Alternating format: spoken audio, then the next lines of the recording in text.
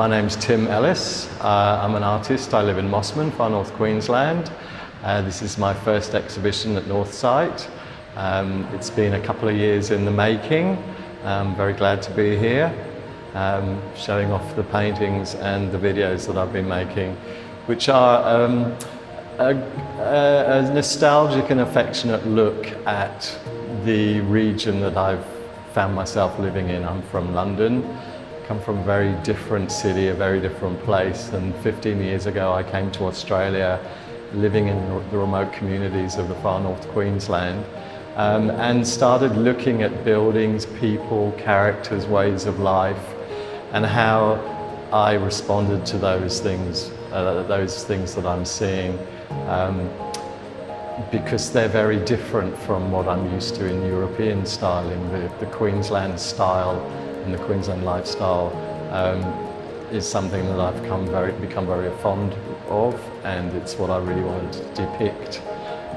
Travelling around these remote regions, I've taken a lot of photographs and spent time immersed in looking at the ages of buildings, the patterns of buildings, the way that streets are. Some are old shops, some are new shops. They become quite timeless.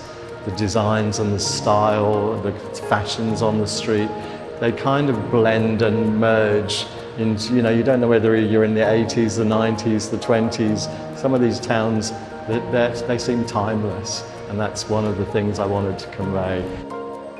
When I was looking at people, I really wanted people that are going to fit into the scenario of the picture that I'm painting, the scene.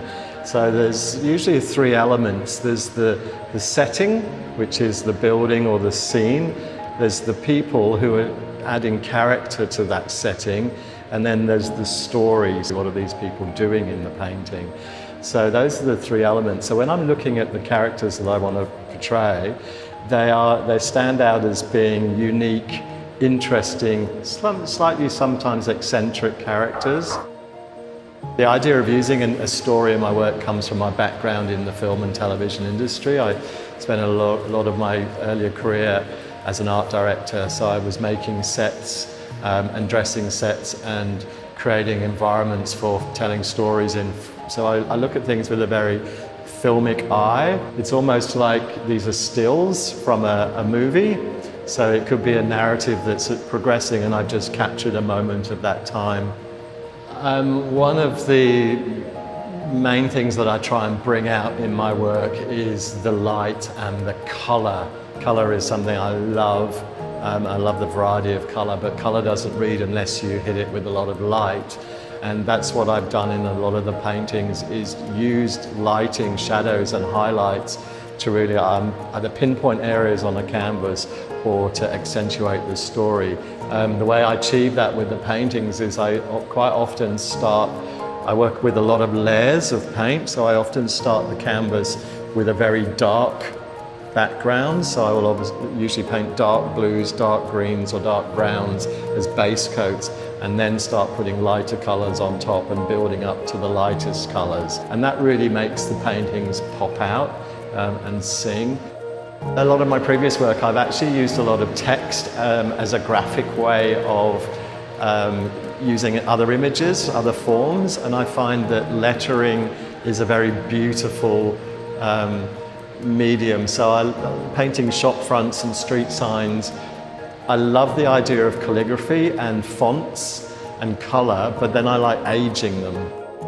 But I really like the bold, strong play between a building, a human and a letter form. So a lot of my work has those calligraphy elements in it too. I'm really fascinated by time and time-based imagery, so I wanted to be able to put some moving elements into my paintings, and the way I found that I could do that was by using still photographs in videos and then putting layers of animation on top of them. So for example, I've superimposed the two men in the car, and I've superimposed the rainbow and the rain effect on top of a still. So I'm getting a video loop that's like a live painting.